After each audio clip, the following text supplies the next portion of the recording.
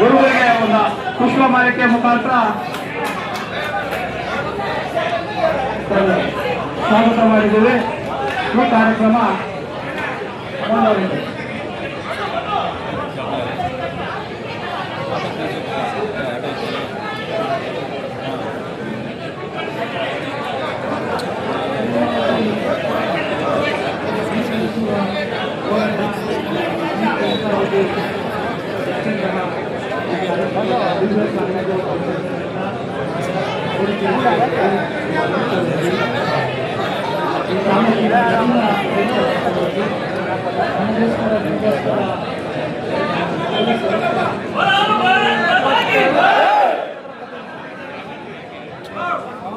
ಹೋರಾಟಗಳು 4 ರೀತಿಯಿಂದ ಆಗಬೇಕು. ಒಂದು ಸಂಕಲ್ಪ ಶಕ್ತಿ, ಒಂದು ತಾಳ್ಮೆ ಶಕ್ತಿ, ಒಂದು ಸಹನಶೀಲ ಶಕ್ತಿ ಮತ್ತು ಸಂಘಟನೆ ಶಕ್ತಿ. ಮೊನ್ನೆ ಕಾಕ್ರೋಚ್ ನೋಡಿದ್ರ ಅದು ಹಿಂಸೆಯ ರೂಪ. ನಾವು ಆ ಥರ ಮಾಡೋದಿಲ್ಲ. ಶಾಂತಿ ಮತ್ತು ಸಂಯಮದಿಂದ ವರ್ತಿಸಬೇಕಾಗ್ತದೆ.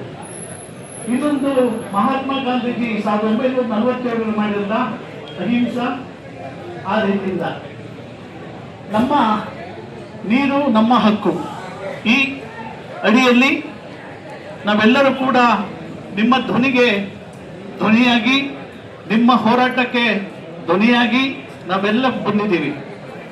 ಒಂದು 2 ರೀತಿಯಿಂದ ನಡೀತದೆ.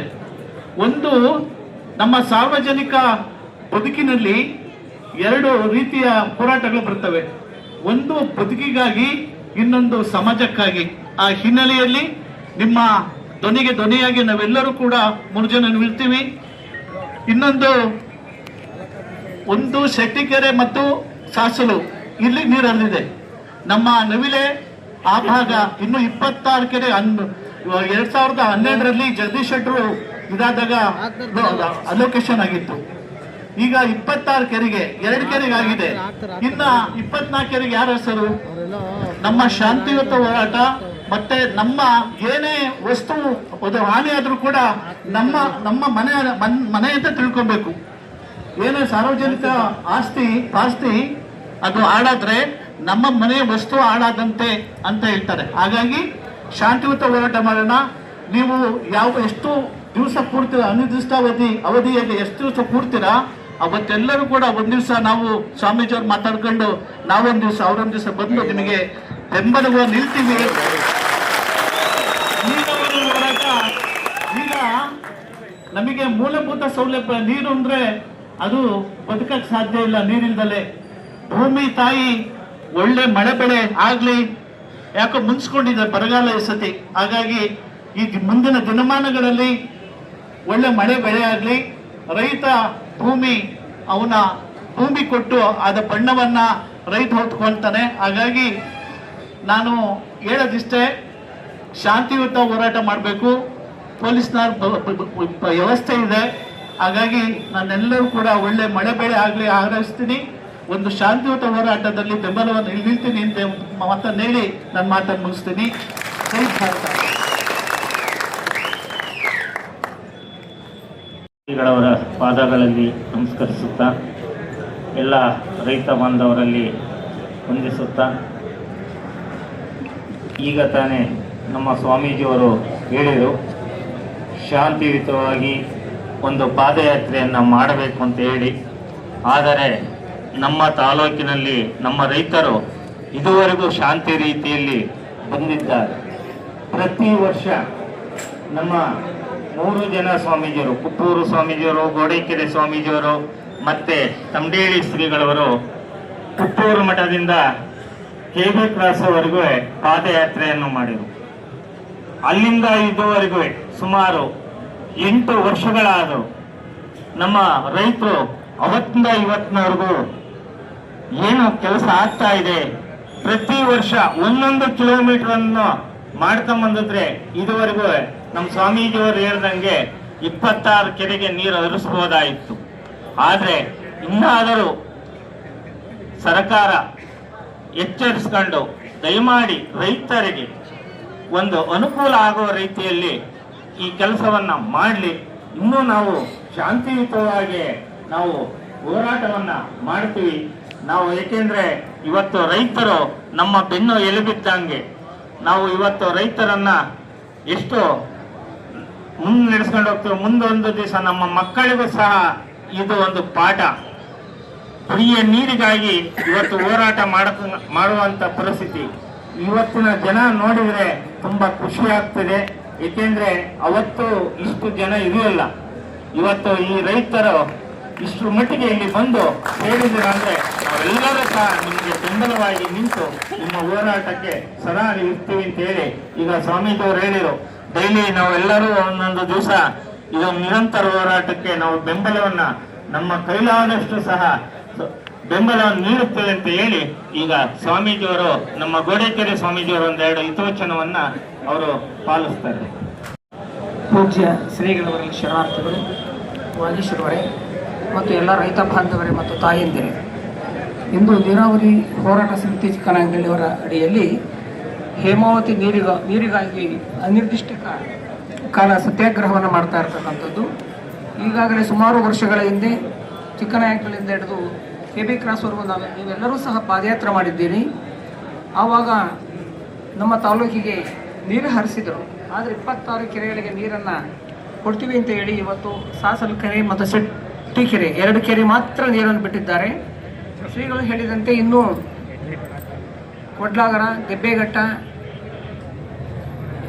ನವಲೆ, ಮೇಲ್ನಳ್ಳಿ ಕೆರೆ ಈ ಕೆರೆಗಳೆಲ್ಲ ಹರಿದುಬಿಟ್ಟು ಆಮೇಲೆ ಕಂದಿ ಕೆರೆ ಅದು ಬೇರೆ, ಅದು ಹಾಲ್ಗುಡ್ಗೆ ಕೆರೆ ಆ ಭಾಗನೇ ಬೇರೆ, ಪಟ್ಟದೇವ್ರ ಕೆರೆ ಹಾಲ್ಗುಡ್ ಅದೇ ಬೇರೆ. ಚಿಕ್ಕೂರು ತಾಲೂಕು ನಮಗೆ ಬೇಕಾದ್ರೆ ಚಿಕ್ಕನಾಳಿ ತಾಲೂಕು ಮೊದಲಾಗಲಿ. ಚಿಕ್ಕನಾಳಿ ತಾಲೂಕಿಗೆ ಫಸ್ಟು ನೀರು ಬರಬೇಕಾಗಿದೆ. ಮೇಲ್ನಲ್ಲಿ ನವಲೆ ಕೆರೆ ತುಂಬಿದ್ರೆ ಸುಮಾರು ನಮ್ಮ ತಾಲೂಕಿನಲ್ಲಿ ಅರ್ಧ ಭಾಗ ಅನುಕೂಲ ಆಗ್ತದೆ. 7 ಮಗ್ಗದ ಗುಂಡಿಗಳಿದ್ದಾವೆ, ಅಲ್ಲಿ ಎಲ್ಲ ಜಲ ಬಂದ್ಬಿಡುತ್ತಂತೆ. ಮತ್ತು ಚಿಕ್ಕನಾಳಿ ಕೆರೆ ತುಂಬಿದರೆ ನಮ್ಮ ಏನು ಗೋಡೆಕೆರೆ, ಗೊಲ್ಲರಹಟ್ಟಿ ಅಲ್ಲಿವರೆಗೂ ನೀರು ವ್ಯಾಪಿಸುತ್ತಂತೆ. ಹೀಗಿರುವಾಗ ನಾವೆಲ್ಲರೂ ಸಹ ಈ ಒಂದು ಅನಿರ್ದಿಷ್ಟ ಕಾಲ ಸತ್ಯಾಗ್ರಹವನ್ನು ಮಾಡಬೇಕಾಗಿದೆ. ಏಕೆಂದರೆ ನಾವೇನಾದರೂ ಸತ್ಯಾಗ್ರಹ ಮಾಡದಲ್ಲೇ ಇದ್ದರೆ ಇನ್ನೂ 10 ವರ್ಷ ಆದರೂ ನಾವು ನೀರು ಕಾಣೋಕ್ಕಾಗೋದೇ ಇಲ್ಲ. ಅದು ನಾಲೆ ತೆಗಿತಾ ಇದ್ದಾರೆ, ನಿಧಾನಗತಿಯಲ್ಲಿ ಮಾಡ್ತಾ ಇದ್ದಾರೆ, ಬೇಗ ಮಾಡ್ತಾ ಇಲ್ಲ. ಸರ್ಕಾರ ಹಣ ಕೊಟ್ಟರೂ ಸಹ ಕಂಟ್ರಾಕ್ಟ್ದಾರಗಳು ಯಾಕೋ ನಿಧಾನ ಮಾಡ್ತಾ ಇದ್ದಾರೆ.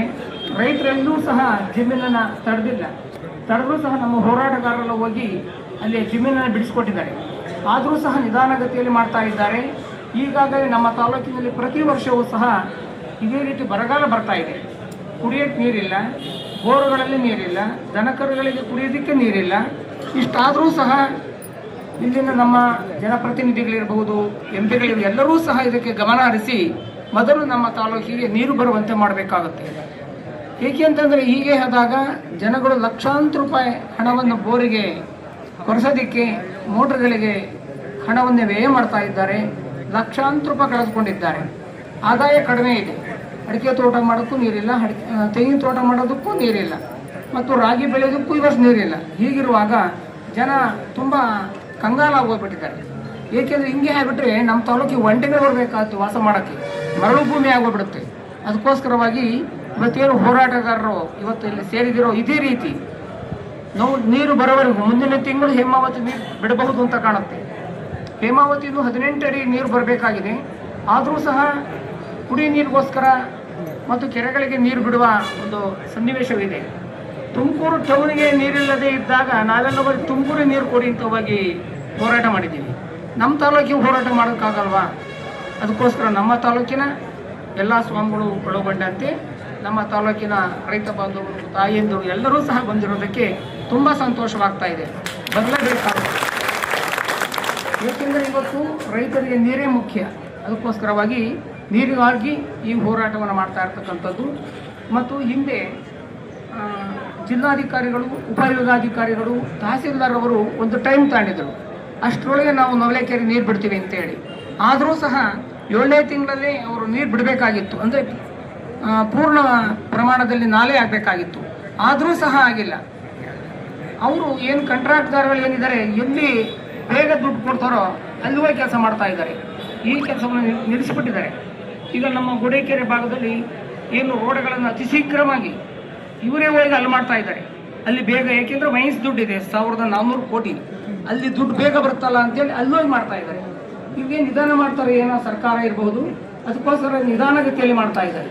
ಈಗೇನು ನೀರು ಬಿಡುವ ವೇಳೆಯೊಳಗಾಗಿ ನೀರು ಬಿಡುವಂತೆ ಇನ್ನೇ ಸ್ವಲ್ಪ ಪ್ರಮಾಣದಲ್ಲಿದೆ ಅಂತ ಕಾಣುತ್ತೆ. ನಾಳೆ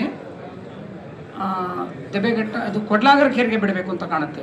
ಅಷ್ಟು ಸ್ವಲ್ಪ ದೂರ ಇದೆ, ಅದನ್ನು ಮುಗಿಸ್ಬಿಟ್ರೆ ನೀರು ಬಿಟ್ಟ ತಕ್ಷಣ ನಮ್ಮ ತಾಲೂಕಿಗೆ ಮೊದಲು ನೀರು ಬಿಡಲಿ, ಆವಾಗ ಮುಂದಕ್ಕೆ ಬಿಡಲಿ. ಏಕೆಂದರೆ ಇಲ್ಲೆಲ್ಲ ಗುಬ್ಬಿ ತಾಲೂಕು ಇರ್ಬೋದು, ತುಬೇಕೆರೆ ತಾಲೂಕು ಇರ್ಬೋದು, ತುಮಕೂರು ತಾಲೂಕು ಸಮೃದ್ಧಿ ಆಗಿದ್ದಾವೆ. ಇವತ್ತು ನೀರು ಬಿಡದಲ್ಲೇ ಇದ್ದರೂ ಅಲ್ಲಿ ಬೋರ್ ಹೊಡ್ತವೆ. ನಮಗೆ ನೀರು ಬಿಡಲಿಲ್ಲ ಅಂತಂದರೆ ಕಂಗಾಲ ಹೋಗ್ಬಿಡ್ತಾರೆ ರೈತರೆಲ್ಲ. ಅದಕ್ಕೋಸ್ಕರವಾಗಿ ಮೊದಲು ನಮಗೆ ನೀರು ಬಿಟ್ಟು ಮುಂದೆ ಹರಿಸ್ಕೊಂಡು ಹೋಗಲಿ, ಅಷ್ಟು ಪ್ರಯತ್ನ ಮಾಡಲಿ ಸರ್ಕಾರ. ಅದಕ್ಕೋಸ್ಕರವಾಗಿ ನಿಮ್ಮ ಹೋರಾಟಕ್ಕೆ ನಾವೆಲ್ಲ ತಮ್ಮಡಿಯಲ್ಲಿ ಶ್ರೀಗಳವರು, ವಾಗೀಶ್ವರವರು ಎಲ್ಲರ ಸಹಕಾರ ಇರುತ್ತೆ. ನೀವು ಯಾವಾಗ ಕರೆದ್ರೂ ಬನ್ನಿ ಅಂತ ಹೇಳಿದ್ವಿ, ನಾವೆಲ್ಲರೂ ಬರೋದಕ್ಕೆ ಸಿದ್ಧರಾಗಿದ್ದೇವೆ. ಅದಕ್ಕೋಸ್ಕರ ಇಂಥ ಹೋರಾಟ ಮುಂದುವರಿಯಲಿ, ಶಾಂತ ರೀತಿಯಿಂದ ನಡೆಯಲಿ ಅಂತ ಕಂಡಿದ್ದೇವೆ. ಈಗ ಮುಂದಿನ ಅಧ್ಯಕ್ಷ ಭೋಜರಾಜ್ ಅವರು ಸಂಕ್ಷಿಪ್ತವಾಗಿ ಮಾತಾಡ್ತಾರೆ. ಬನ್ನಿ.